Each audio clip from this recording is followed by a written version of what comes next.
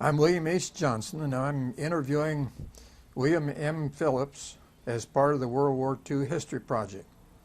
This is September the 30th, 2003 at Manhattan, Riley County, Kansas. The camera operator is Dana Doddridge. Bill, we are pleased that you will record your military experiences with us.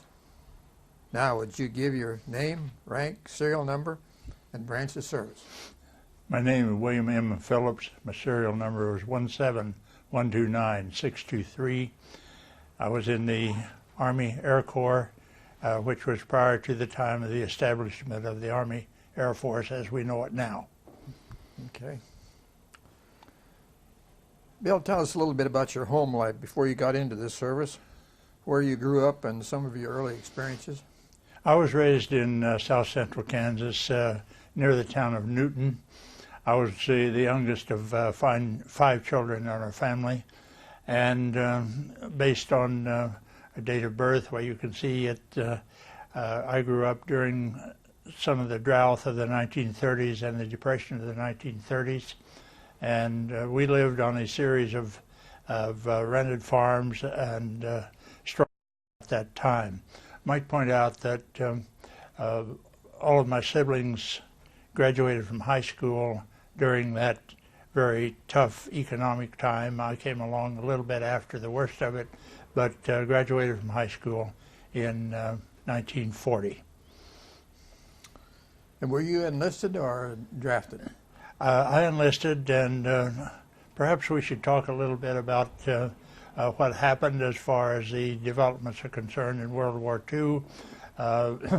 I enrolled at Kansas State College, again before it became Kansas State University, in the fall of 1940, and then had 2 years of college prior to the time I went into the service. In December 1941, December 7, 1941, I was at the farmhouse fraternity, sitting in the living room when the news came over the radio about the bombing at Pearl Harbor. And I suspect that I, like a number of people at that time, did not fully realize exactly what had happened. Here I was, a farm kid who had barely been out of Kansas, and if somebody would have asked me to find Pearl Harbor on the map, I'm not sure I could have done so. And yet we realized that certainly our lives were going to change following that. I completed that 1941-42 year at Kansas State University, and then enrolled again in the fall of 1942.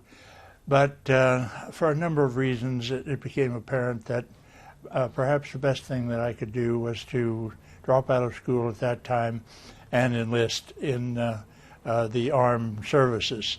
One of the reasons for doing this was that at that time we could have our choice of service, whereas had we been delayed and been taken by the draft, where there had been no choice of service. At that time, one of my older brothers was in the Army Air Corps, working as a mechanic, and I thought that that was probably a better life for me than perhaps being drafted into the infantry. So I dropped out of school shortly after it started in 1942 and enlisted in the Army Air Corps then in November of 1942. And where did you go for your first training then, I guess it would be?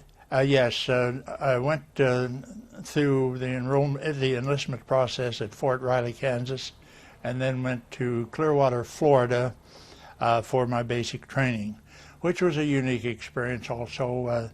The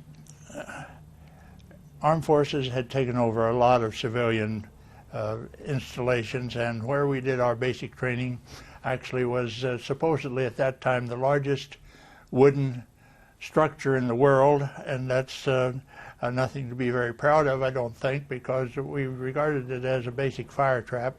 But it was a very large resort hotel, Clearwater, Florida, very near to St. Petersburg.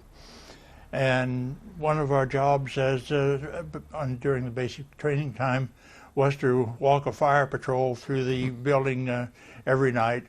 And also then we were right on the Gulf of Mexico, And some of the recollections of the basic training are not too clear, but one that stands out in my mind is walking guard duty on the shore of the Gulf of Mexico on the west side of Florida, having the wind come in off of that Gulf. And again, I had been raised in the relatively dry Kansas, and the humidity and the cold wind was such that I thought that that was the coldest I had ever been in my life. Following the basic training then, well, let's talk about some of the other things that happened during that time.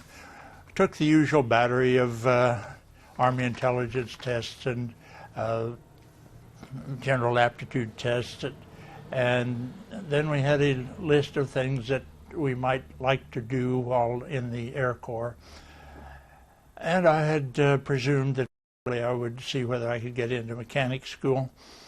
But looking down the list, I saw something there that said bomb sites, and I had no idea what this was, but I thought, well, that might be interesting, so I checked bomb site school.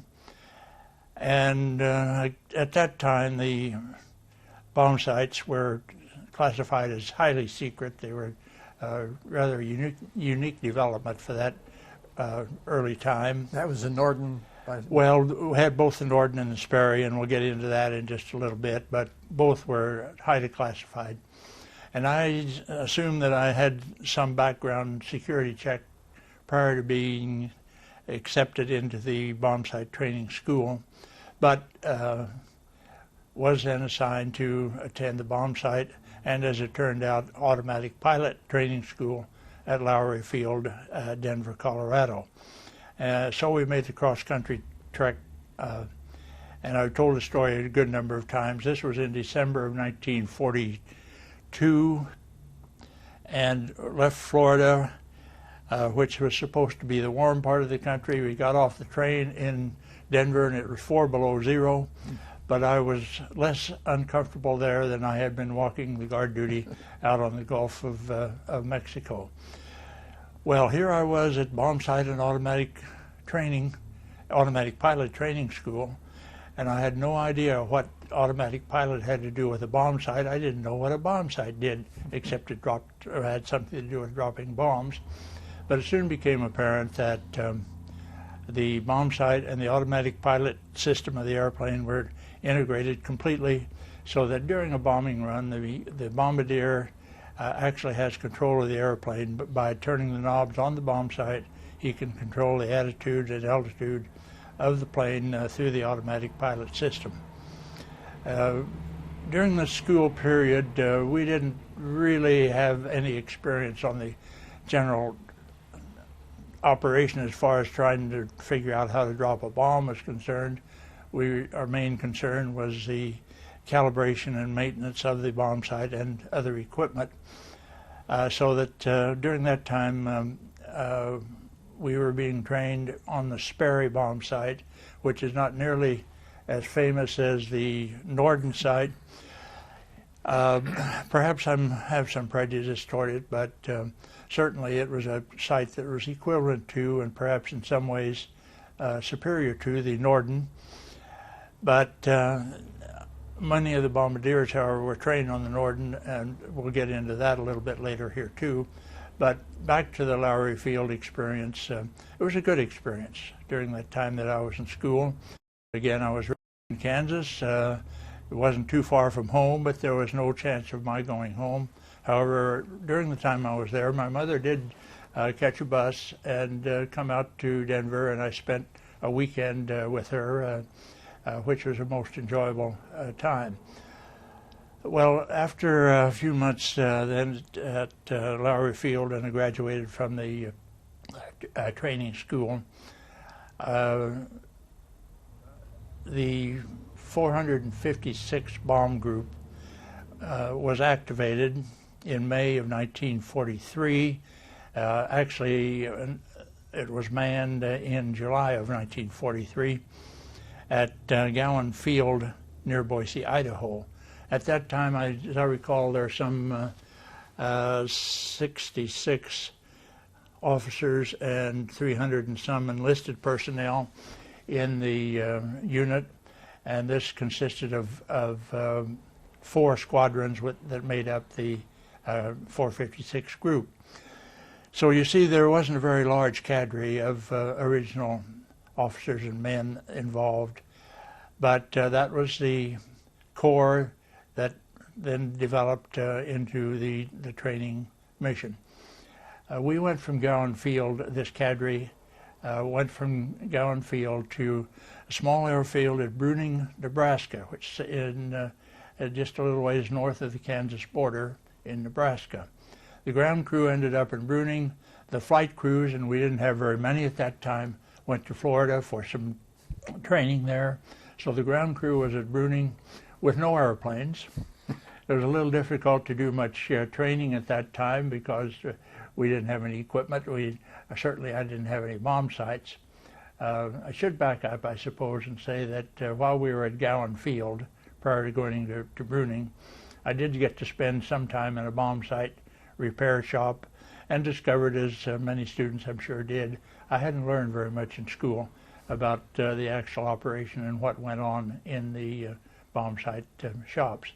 But back to Bruning then, as I said, we didn't do much training. We had no airplanes, we had no equipment. We seemed to spend most of our time in the dentist chair. The unit there at the field seemed determined to have us in shape as far as dental work is concerned before we went overseas, which in retrospect was probably a good idea. But I think all of us probably that were there remember the dental work that was done on nearly everybody in the unit. Jumping ahead a good many years now, I had the opportunity to go back to Bruning just a few years ago to take part in the dedication of a museum and a historical site that commemorated the Bruning airfield. And in talking to the woman who was in charge of that, she indicated she had written to the armed forces in Washington, D.C. to get some of the unit history. And she said, I was never so disappointed in my life. I got back page after page after page of dental records. So during the time we were there, we actually dedicated this Bruning Army Airfield. We were the first unit to be stationed there. And a short time after we got there, a month or so, I guess, after we got there, we actually had 2 or 3 airplanes come in, but certainly we're not fully staffed nor fully equipped with our planes. We anticipated we would spend the rest of our training time at Bruning, but knowing the Army and how it works, it's not surprising, I guess, that we were transferred, and we're en route then to Muroc Army Air Base, Muroc Dry Lake, which is now Edwards Air Force Base in California. And it took quite a little time to get our unit moved across there, and again to try to explain why it's difficult, but finally we arrived at Muroc Air Force Base, where we had our new training planes and were fully staffed. So we ended up, in place of the 200 and some people that we had at Bruning and in the original cadre, we had about 2,300 people in the group. I talk about the group, but I would point out that we were divided into the 4 squadrons, and each squadron operated pretty much as an independent unit within the group structure. We trained there then at Muroc for really quite a short time if you consider the things that a unit should do to prepare to go into combat. But we would point out that in December of 1943, things were getting pretty hot throughout the world, but they were getting people trained as quickly as possible. And we received orders then to pack up and proceed into some foreign assignment for combat. At that time, we weren't sure where we were going. Early December 1943, our ground crews loaded on a train and started off across country. I, of course, was part of the ground crew, but was section head, and therefore the section heads had the privilege of staying with the crews and supposedly then were going to fly overseas rather than go by boat or by train across country and then by boat. So I, along with 3 other ground crew members, were assigned to a flight crew. The flight crew consisted of 10 people. The pilot, co-pilot, bombardier, navigator, and then about 6 enlisted men who were engineers, gunners, turret gunners, and so forth. So there are 14 of us that were assigned to a given plane. We went from this airfield at Muroc up to San Francisco, where we picked up brand new B-24s, which at that time, of course, were heavy bombers. That and the B-17 were the 2 heavy bombers in early part of World War II. We picked up the new airplanes and proceeded to hop, skip, and jump across the country, landing at various airfields across the country, refueling, spending the night, and going on the next day. I happened to spend Christmas Eve in Midland, Texas, as we were hopping across the country at that time. On to Florida. Part of our, as it turned out later, we found out that part of our flight crews went north to Maine and went across the Atlantic from that area. The plane I was in went to Florida. Again, we hopscotched down across the Caribbean Sea, Puerto Rico, several other islands as we were going down. Ended up in a small town, or near a small town in Brazil, Fortaleza, Brazil. And at that time, someone in their great wisdom said, well, 14 men are too many to fly overseas in the B-24. You understand that the B-24 was equipped to carry several thousand pounds of bombs, but they concluded that it was not safe for 14 men to fly overseas. So the 4 of us who were ground crew were offloaded, bumped, so to speak, at this airfield at Fortaleza with the assurance that someone would come along and pick us up. Well, after several days of sitting on the airfield, we couldn't go into town. There wasn't much of a town there, apparently, but I drank an awful lot of grapefruit juice while we were waiting for something to happen. And in a few days, Air Transport Command came by with a plane, a cargo plane, and the 4 of us were loaded into that, and we flew across the Atlantic Ocean from Fortaleza, Brazil, to Dakar, Africa. If you would look on the map, you'll see that Fortaleza is about as far east as you can get in South America. Dakar is about as far west as you can get in Africa, so it was about the shortest hop possible. We landed in Dakar and had a little time and began to wander around the city. It wasn't nearly as big as it is now, I'm sure. But again, here was this kid from Kansas who had barely been out of the state of Kansas, and I guess I had my eyes opened about some of the living conditions that one might expect in some of the lesser developed countries as we walked around through this city of Dakar.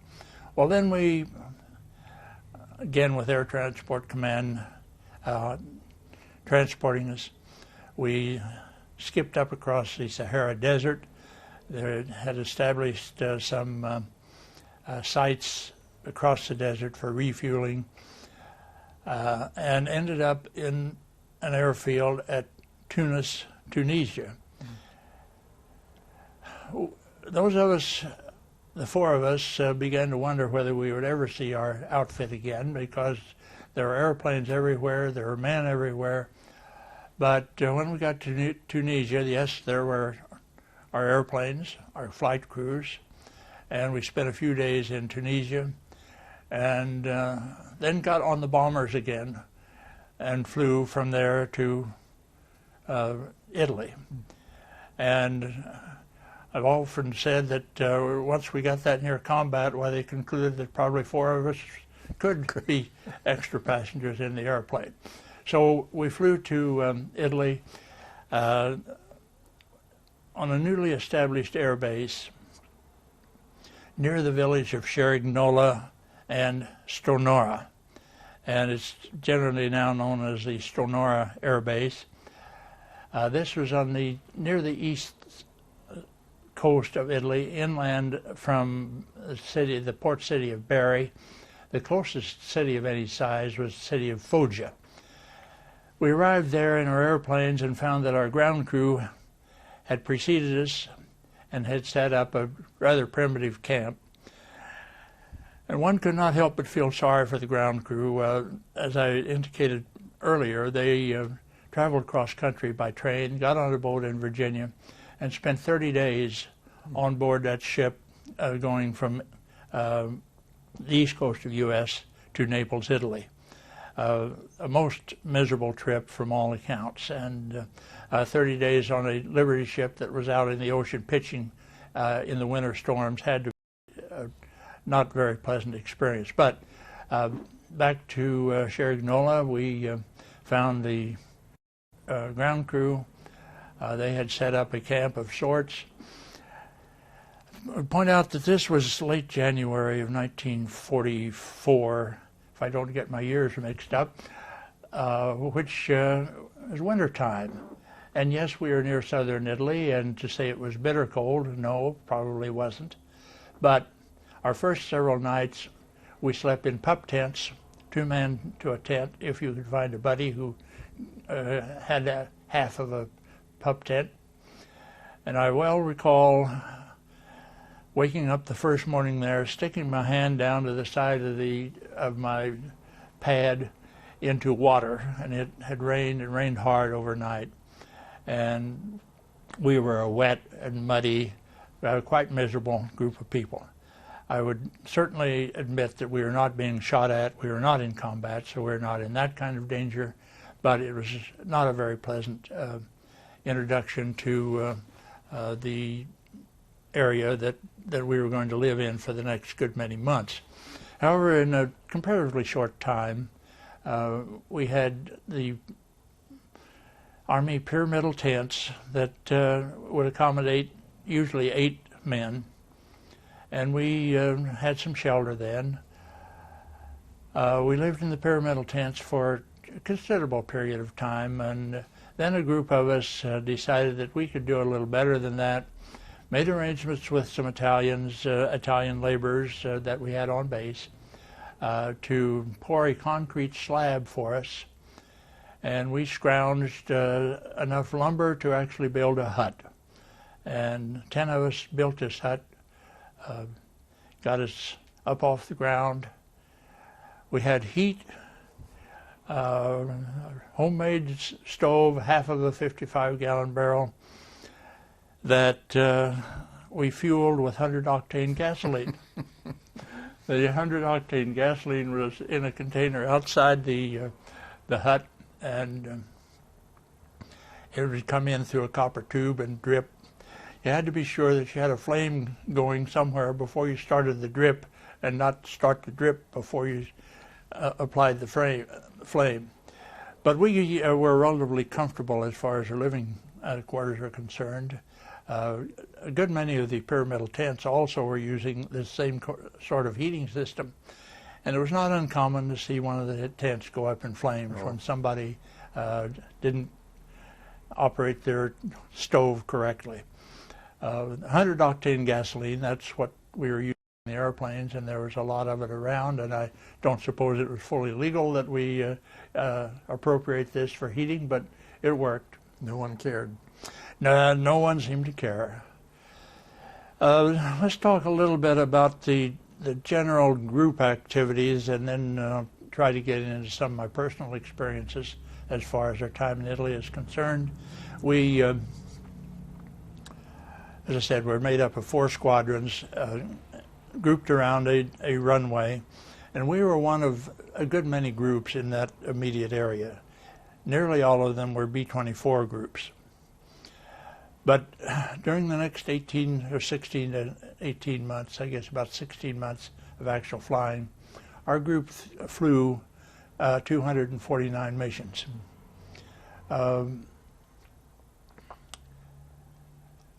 our first mission was, I think, February the 2nd of 1944, and we lost our first airplanes on the second or third mission on February 17. We lost 2 airplanes. We were bombing an airfield or an oil field, and lost two planes, either from flak or aircraft guns or from fighter planes, and I'm not sure which caused those particular losses. But during the time we were there and flying, we flew the 249 missions. The number of planes involved from our group in each mission varied from 1 to about 40, or some 8 or 10 from each squadron made up a particular mission. Now, I said that it varied from 1 to 40. The single plane missions were often so-called targets of opportunity, where one of the planes might, for some reason or other, have to turn back from a mission, whether mechanical trouble or some other reason. They were authorized then to bomb a target of opportunity, which probably would be a railroad bridge or a rail yard or something of that sort.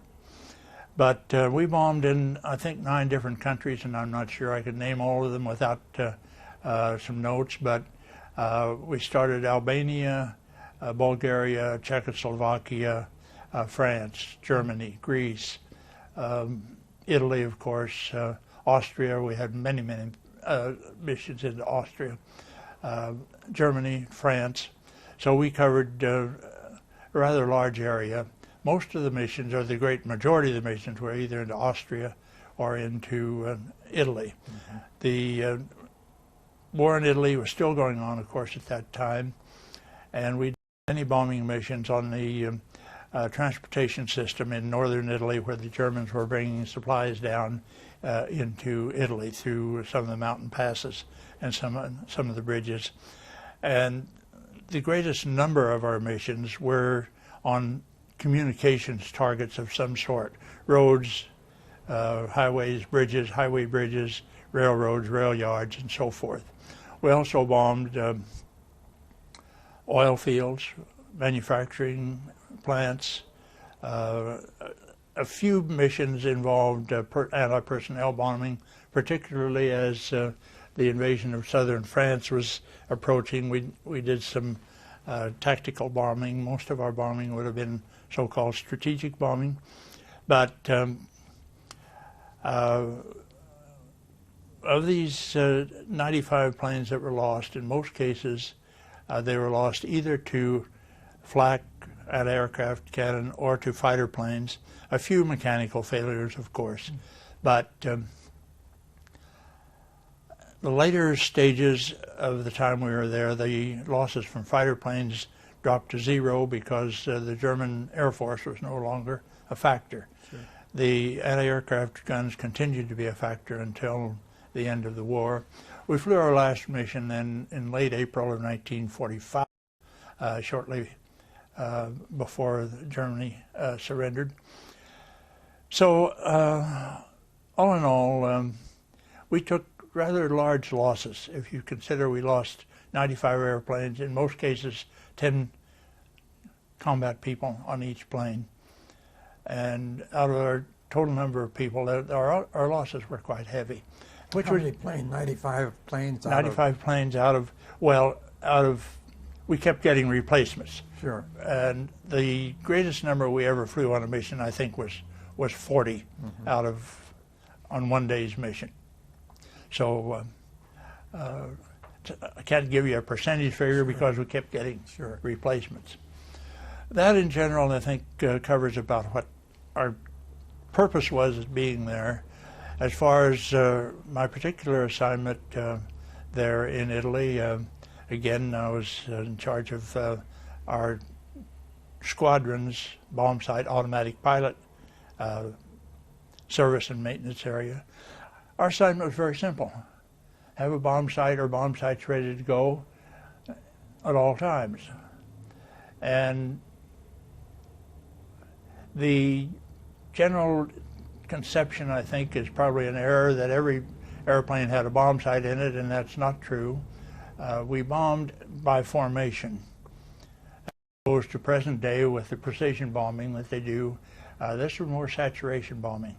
We'd fly in formation, let's say a typical 7 airplane per squadron formation. This would be in a V formation with a lead plane and then a V out behind that with about 3 planes on each side. That number would vary from time to time, but the only operable bomb sight would be in that lead airplane. And the rest of the bombardiers then would watch, and as the lead airplane dropped the bombs, they would mechanically drop bombs at the same time that the lead plane dropped theirs. So there was not a need for a bomb sight in every plane. We had a sight in the lead plane and a backup in one of the wing planes, so that if something went wrong with the first one, why they could drop back and someone else would take over in the bomb run. I pointed out that I was trained on the Sperry bomb sight and automatic pilot system. They're an integrated system. We found that nearly all of the bombardiers had been trained on the Norden. And they came in and they really didn't know much about the Sperry. So I set up a bomb sight training unit at group headquarters where the bombardiers from all 4 of the squadrons could come for some practice runs on the bomb sight trainer. And I think universally the bombardiers hated that training session. As one bombardier said, I thought I'd seen the last of those machines when I left bomb sight school, or bombardier school. But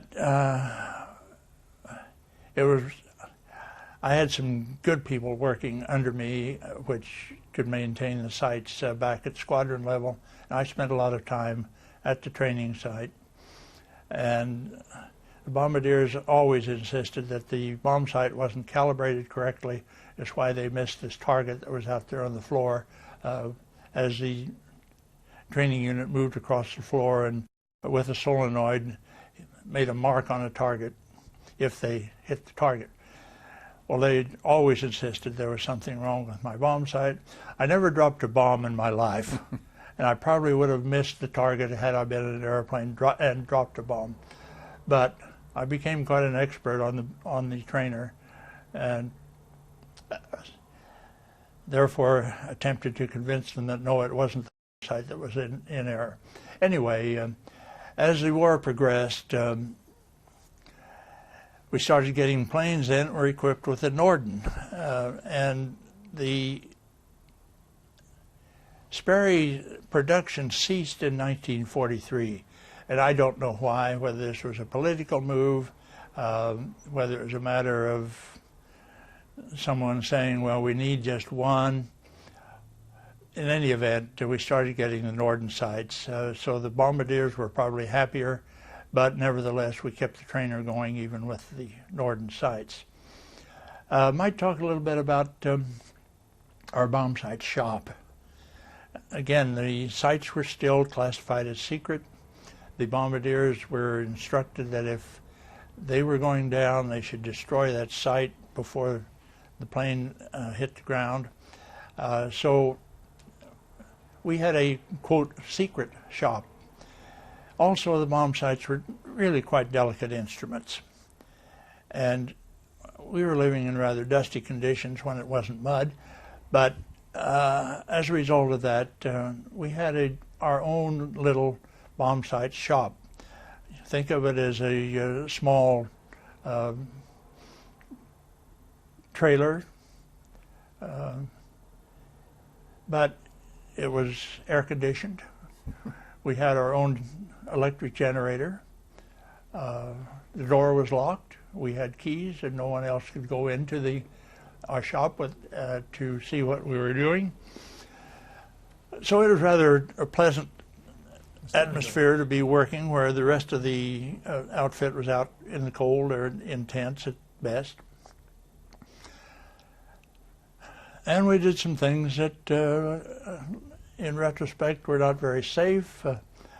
One of the requirements for testing, calibrating the bomb sight was that we had to have an absolutely level mirror down on the floor.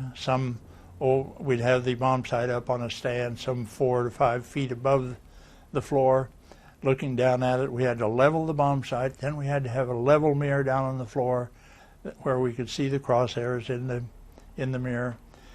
Well, trying to level a little mirror was not easy, and somewhere I appropriated a little pound jar of mercury. So we worked around an open mercury container for hours on end. But it certainly was level, sure. And it was a good mirror. And I guess we didn't suffer any real trouble so far as mercury contamination is concerned. So that, all in all, I had a not unpleasant experience in the combat area. I had a good rank. I was technical sergeant. Tech sergeant, okay. And as section head I was responsible for flight checking the automatic pilots, so I was drawing flying pay. Well, you had the tech sergeant pay, the flying pay, and combat pay, and I was being paid as well as some of the officers. And it was a good assignment.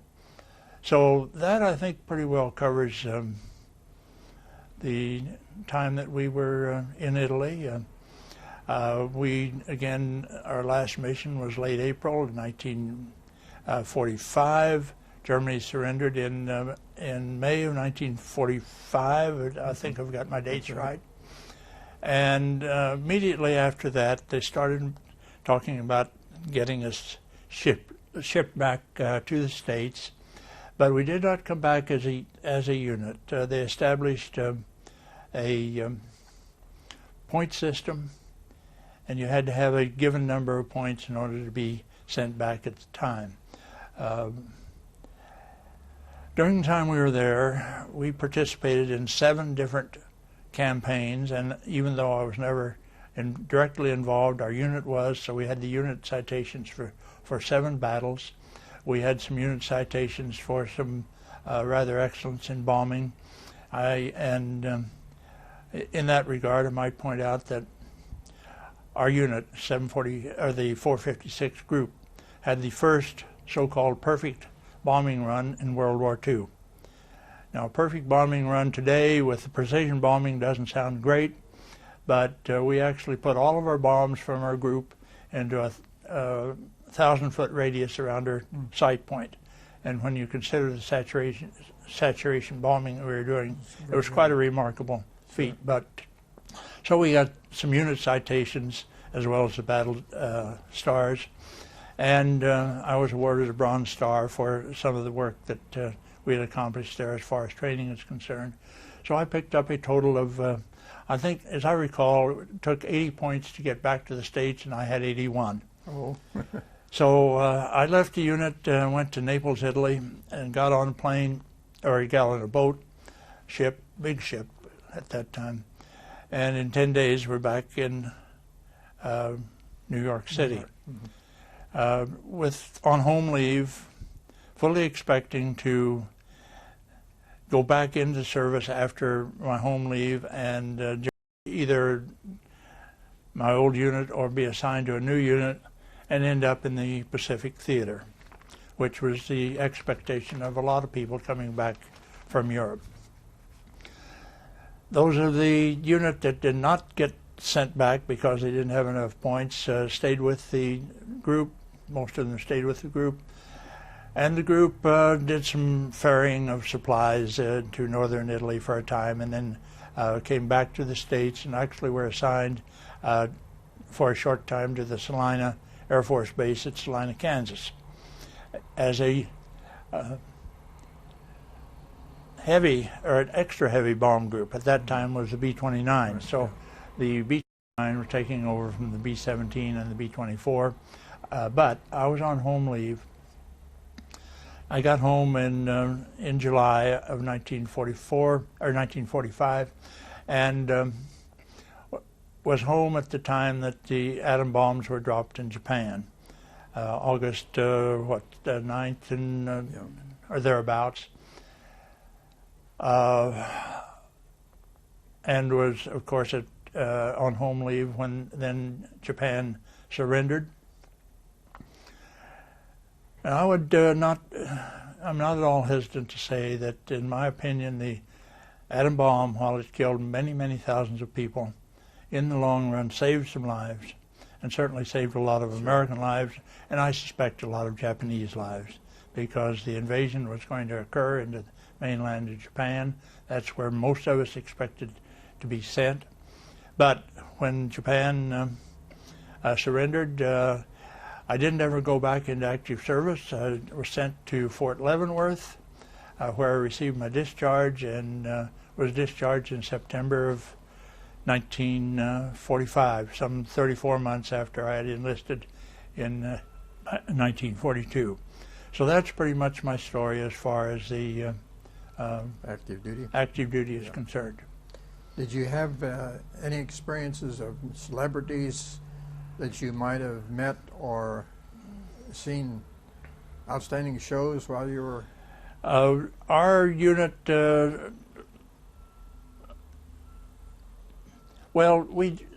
each squadron had a club, and then there was a group club, and we had an occasional show of some kind come through, but to say we had the Bob Hopes of the world, no. You didn't. We had a few shows, but we had a club. We had an enlisted men's club and an officers club. You have any leaves overseas that was significant? Combat was still going on in Italy through much of the time we were there. Rome was liberated sometime in 1944, and then we would occasionally get R&R into Rome. I made one trip into Naples and one trip into Rome while on duty over there, but that's all. And again, I would point out that there's still combat going on up until the very time that we left. So the only real chance for leave was to some of the towns in Italy. Went into Naples and across the channel to the Isle of Capri, spent a day on the Isle of Capri, and then had a 3-day pass in Rome, which gave us a chance to see some of the things that were going on in Rome and some of the buildings and so forth. Got into the Vatican, to the Sistine Chapel, and so forth. And after you got back, did the GI Bill do you some good? Oh yes, I was discharged in September, and perhaps could have enrolled at the university at that time. However, I chose not to, and came to Manhattan again. We were living, my parents were still living in the Newton area, but I came to Manhattan and found a job with the Kansas Crop Improvement Association. And it's that point that I met Doris Meade. She was office manager in the Kansas Crop Improvement Association. And it wasn't very many months before she and I were married, and that now has been something over 57 years ago. And back to your question, yes, the GI Bill and a wife that was working made the financial situation in college considerably better than it was the first 2 years that I was in school, because during those first 2 years it was a real struggle financially to pay the bills and get things done. So that. What did you graduate in?